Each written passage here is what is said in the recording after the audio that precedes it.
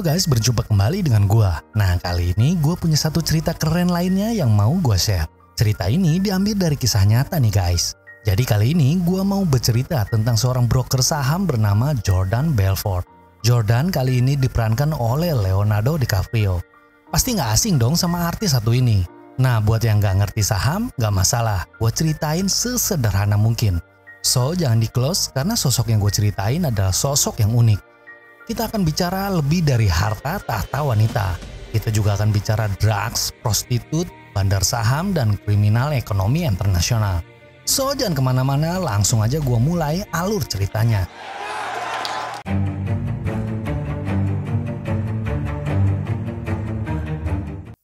Pertama, gue mau bahas siapa Jordan Belfort. Jordan adalah seorang kelas menengah yang biasa aja. Dia nggak pernah berpikir bahwa nanti dia akan menjadi salah satu bandar saham paling dicari. Dicari untuk dipenjara maksudnya. Untuk informasi aja, kata bandar di sini tidak selalu bersifat negatif. Apapun produknya selalu ada bandar yang akan menguasai. Oke ya, kita lanjut. Awalnya Jordan hidup sangat biasa, hingga dia mampu membeli rumah hyper mewah, punya yacht lengkap dengan helikopter pribadi di atasnya, dan berbagai jenis mobil mewah. Kekayaan pula yang mengenalkan dia pada kehidupan di penjara. Gua bawa kalian ke masa di mana Jordan mulai sebagai seorang broker saham. Dia magang di salah satu sekuritas. Di hari itu dia berkenalan dengan pria bernama Mark Hanna, seorang broker senior di sana. Tak ada yang istimewa pada hari pertama bekerja. Namun Jordan langsung jatuh hati pada pekerjaannya. Mark Hanna adalah orang yang mengajarkan Jordan untuk hidup realistis. Singkatnya, mereka bekerja bukan untuk jadi nasabah mereka kaya raya, tapi bagaimana mereka sendiri yang kaya raya dengan komisi penjualan. Bodoh amat saham mau turun mau naik, pokoknya setiap nasabah beli atau jual mereka selalu dapat uang cash dari komisi. Mindset itu yang membuat Jordan menjadi next level. Dia kini punya lisensi sebagai broker saham. Namun kesenangan itu tak berlangsung lama. Tahun 1987 terjadi crash pasar saham yang dikenal dengan Black Monday 1987. Saking dahsyatnya crash saham itu, salah satu institusi keuangan Rothschild menyatakan kebangkrutannya. Ini membuat Jordan kembali menjadi pengangguran. Atas pengertian istrinya yang bernama Teresa, Jordan kembali mencari pekerjaan di sebuah sekuritas kecil nggak jelas. Di sini mereka pakai nama perusahaan sekuritas yang nggak jelas. Jual saham juga nggak jelas. Terus jualnya juga ke orang yang nggak jelas. Menariknya, komisi penjualan saham adalah 50%. Ini nggak wajar. Umumnya komisi penjualan cuma 1%. Nah, karena si Jordan sudah punya banyak nasabah, mulailah dia ngejual saham sampah ke orang-orang yang cukup punya duit. Bam, bam, bam, Jordan langsung bangkit. Bayangin aja, kalau ada yang beli saham $10.000, komisi dia itu berarti $5.000. Apa nggak langsung kaya dia di sana? Suatu hari Jordan ngopi-ngopi santai. Dia lalu berkenalan dengan pria bernama Donnie. Ternyata Donnie dan Jordan punya rumah di apartemen murah yang sama. Yang membuat Donnie ingin berkenalan adalah kenapa orang punya mobil Jaguar tapi tinggal di rumah yang murah. Donnie yang bekerja di toko perabotan penasaran apa pekerjaan Jordan. Jordan bilang dia bekerja sebagai broker saham. Untuk meyakinkan Donnie bahwa Jordan bukan penjahat, Jordan nunjukin slip gaji bulan lalu sebesar $70.000. Kalau $1 itu Rp14.000, artinya Jordan dapat komisi $980 juta. Hampir 1 M coy, geblek. Donnie lalu memutuskan bekerja pada Jordan. Nah, inilah awal mula pertemuan dua founder keuangan paling fenomenal 5 tahun ke depan, Jordan dan Donnie. Mereka berdua lalu memutuskan untuk membuat sekuritas sendiri di sebuah garasi yang disewakan. Dengan bekal koneksi nasabah lama serta keuntungan instan 50%, mereka mulai membangun sekuritas ala kadarnya. Jordan lalu mengajak teman-teman kampungnya untuk bergabung dengan dia. Kebanyakan mereka adalah seorang pengedar ganja. Bayang dong mau jadi apa ini perusahaan. Suatu hari Jordan memberikan gelang berlian pada Teresa. Namun Teresa menyadari bahwa ini berasal dari uang nasabah suaminya. Karena merasa bersalah, Teresa memberi masukan. Kenapa kamu tidak jual saham pada orang kaya? Jadi gini maksud Teresa, supaya ketika harga saham turun yang miskin gak makin miskin. Kalau orang kaya kan hilang duit, ya udah lah ya, nggak perlu kasihan gitu. Perkataan Teresa lah yang membuat Jordan berpikir keras bagaimana caranya supaya orang kaya mau membeli saham sama dia. Secara perusahaan dia cuma ecek-ecek. Hal ini membuat Jordan mendirikan perusahaan sekuritas yang lebih profesional. Perusahaan ini bernama Stratton Oakman. Jordan mengajari teman-temannya bagaimana cara menjual saham pada orang kaya. Dari cara bicaranya, temponya, proyeksi keuntungan investasi, dan lain-lainnya. Singkatnya, Stratton Oakman berubah menjadi perusahaan besar saat itu. Pasukan agen broker semakin banyak, semakin brutal, dan terstruktur. Suatu saat, Jordan membuat pesta di kantor secara gila-gilaan karena mencapai rekor komisi $28 juta dalam sebulan.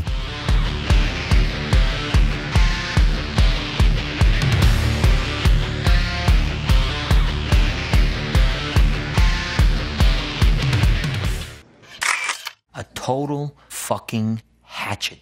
Setelahnya, Jordan mulai dikenal oleh media keuangan. Puncaknya, salah satu koran menuliskan Jordan adalah serigala berbulu domba. Maksudnya tuh Jordan bukan dari anak orang kaya, nggak ada yang mengenalnya. Namun kini perusahaan buatannya melesat diam-diam di tengah Wall Street. Akibat berita ini pula ada dua mata sisi. Sisi baiknya semua orang mulai makin percaya pada dirinya. Semua orang ingin bekerja padanya. Dan sisi buruknya ada seorang agen FBI yang mulai mencium ada kegiatan ilegal di sana. Keadaan perusahaan semakin liar, keuntungan komisi mereka meningkat drastis, tak terkendali. Jordan dan kawan-kawan selalu menghabiskan uang dengan pesta, dan pesta. Suatu hari Jordan mengadakan pesta besar di salah satu rumahnya. Ya seperti biasa mereka akan mabuk, drugs, dan whatever lainnya lah. Alasan mereka itu membuat ide-ide bisnis gila mereka akan terus tumbuh. Nah, kebetulan Donnie yang lagi nge-fly berat tiba-tiba menyebutkan nama Steve Madden. Mungkin di Indonesia nggak terlalu populer, tapi di Amerika Steve Madden adalah produsen sepatu besar. Produknya punya penjualan besar di sana. Nah, kebetulan Steve Madden adalah teman sekolahnya si Donnie. Akhirnya mereka punya rencana untuk membuat perusahaan Steve Madden itu menjual sahamnya. Kalau Donnie berhasil merayu Steve Madden, maka Stratton Oakman akan menjadi sekuritas ternama di Wall Street. Kata lainnya, mereka berniat membandari saham Steve Madden jika mereka deal. Di sini Jordan mulai menggebrak pasar saham ke level yang lebih tinggi lagi. Di pesta ini pula Jordan bertemu dengan Naomi, salah satu model panas ternama di Amerika. Diam-diam Jordan jatuh hati padanya.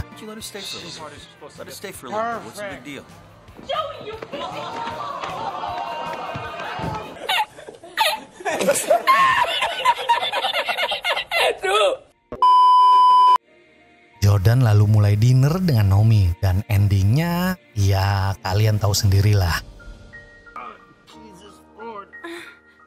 Sejak kejadian cocok tanam tersebut, Jordan makin tergila-gila pada Naomi.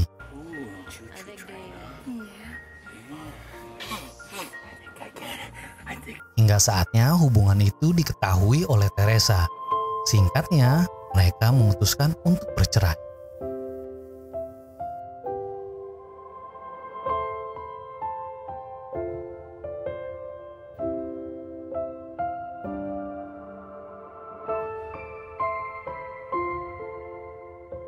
Listen, there is no such thing as bad public. Jordan kemudian menikah dengan Naomi. Sejak bersama Naomi, gaya hidup Jordan semakin fantastis. Jordan kasih Naomi kapal yacht dengan helikopter pribadi di atasnya. Kapal itu cuma untuk hadiah pernikahan mereka. Mereka juga beli rumah hyper elite dengan sederet karyawan yang bekerja di rumahnya. Nah, tibalah hari pertama penjualan saham Steve Madden oleh Stratton Oakman. Yang bikin gempar dunia saham bukan karena Stratos berhasil menjual saham Steve Madden untuk menjadi go public, tapi $22 million in 3 fucking hours! Hanya dalam 2 menit saham Steve Madden naik 400%. Apakah itu ilegal? Ya pastinya legal, tergantung peraturan di negaranya. Tapi yang ilegal adalah Jordan membeli saham Steve Madden dengan akun palsu. Tercatat, Jordan menguasai 85% saham beredar Steve Madden saat itu. Kekayaan Jordan meningkat drastis. Dia yang beli di harga rendah terus jual di harga tinggi. Dalam 3 jam, Jordan mendapatkan keuntungan 22 juta dolar Amerika. Itu setara 308 miliar rupiah.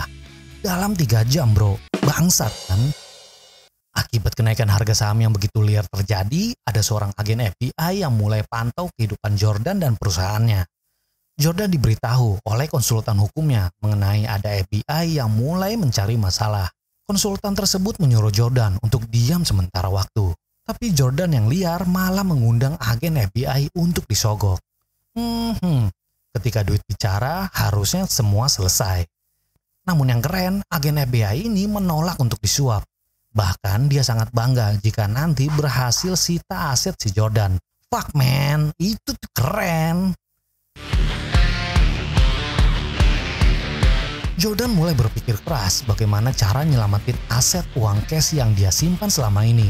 Logikanya, andai benar ketangkep, minimal uang cash yang dia umpetin itu nggak akan disita oleh negara. Iya, Jordan mencoba membawa kabur uangnya ke Bank Swiss. Secara hukum internasional, selama nasabahnya tidak bermasalah di Swiss, Bank Swiss punya hak penuh untuk tidak memberitahu informasi nasabahnya. Pergilah Jordan ke Swiss bertemu orang bank bernama Jean. Jordan bertanya tentang keamanan bank di sana. Ternyata walaupun aman naruh duit di sana, Jean memberitahu rahasia agar lebih aman. Gunakan nama orang lain. Damn bro, mafia banget gak sih mereka? Lalu siapa nama orang yang akan dipakai? Jordan lalu pergi menemui Bibi Emma. Bibi Emma adalah bibi dari Naomi.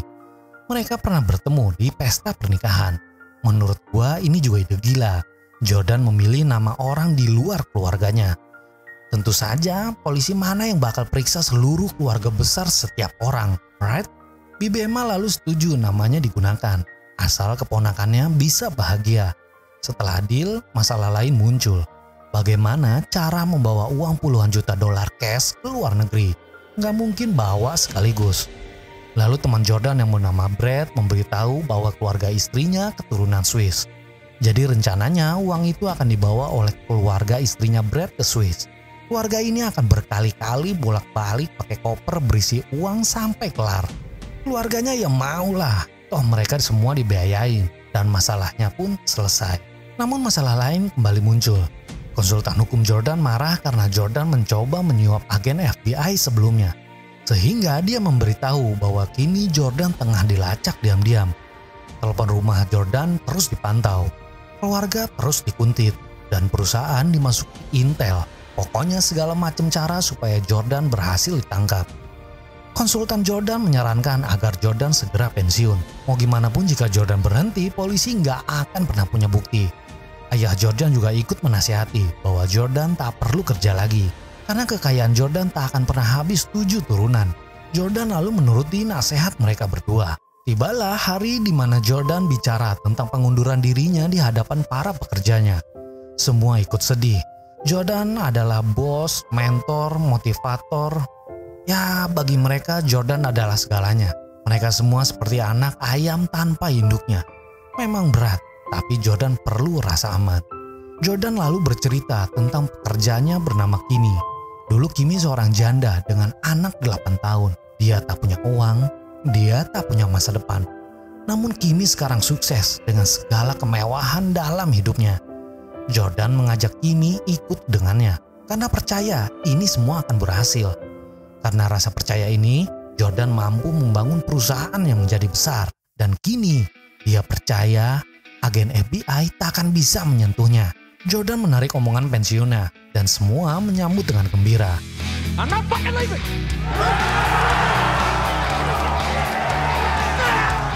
Agen FBI yang mendengar kabar Jordan tidak jadi pensiun segera bersiap mancing masalah kembali. Dan seperti biasa, Jordan kembali pesta di kapal persiarnya. Damn!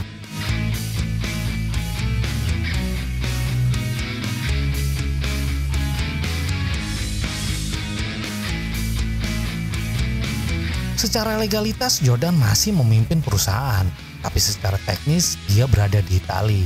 Jordan berpikir itu akan mengecoh FBI. Jordan punya alasan, ada kaitan lagi dengan perusahaannya. Namun di sisi lain, agen FBI mulai interogasi seluruh karyawannya si Jordan. Namun semua sepakat untuk tidak memberitahu apapun, sekecil apapun. Bangsat kan? Masalah kembali muncul ketika Steve Madden menjual saham pribadinya ke publik tanpa memberitahu si Jordan. Kenapa Jordan harus marah? Karena itu akan merusak rencana bandarmologi si Jordan dalam kelola harga pasar. Jordan yang marah kemudian menyuruh seluruh pegawainya menjual saham Steve Madden supaya anjlok seanjlok-anjloknya. Ya itu emang udah kerjaan bandar. Kalau nggak naikin harga ya hobinya ngancurin harga. Damn! Masalah belum selesai. Naomi datang memberitahu bahwa bibi Emma telah meninggal.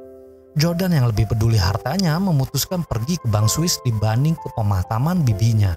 Mereka lalu pergi dengan kapal pribadinya. Tak peduli sang kapten bilang bahwa akan turun badai. Entah karma atau kutukan, benar saja terjadi badai hebat di laut.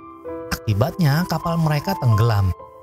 Namun beruntungnya mereka berhasil diselamatkan oleh kapal pesiar yang melintas. Jordan gak habis akal. Dia sewa helikopter untuk jemput mereka di kapal pesiar. Namun emang dasar udah dikutuk itu si Jordan. Helikopternya meledak di depan matanya di tengah laut malam.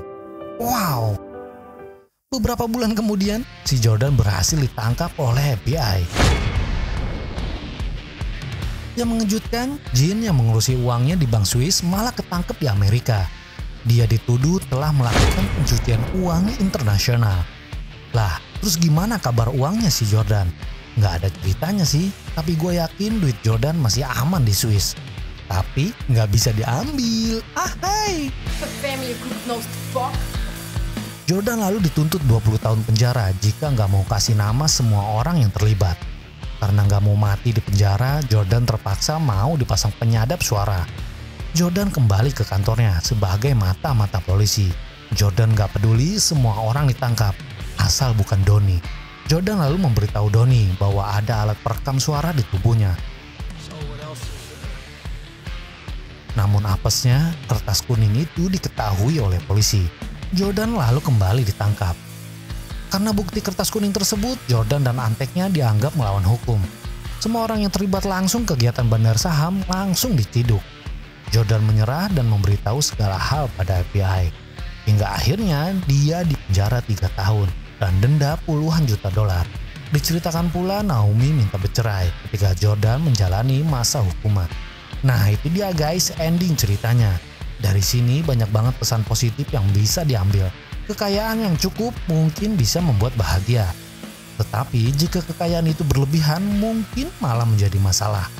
Keserakahan kadang membuat orang lupa dia telah menipu orang lain. Kebanyakan mereka tak sadar telah menipu. Yang mereka tahu mereka hanya bekerja. So tetap hati-hati sama berbagai metode arisan bodong, investasi bodong, bahkan metode trading yang bodong. Kalau perut bodong sih nggak apa-apa, nggak rugi. Hai. Oke, sekian cerita gue kali ini dan gue ucapkan terima kasih telah menonton.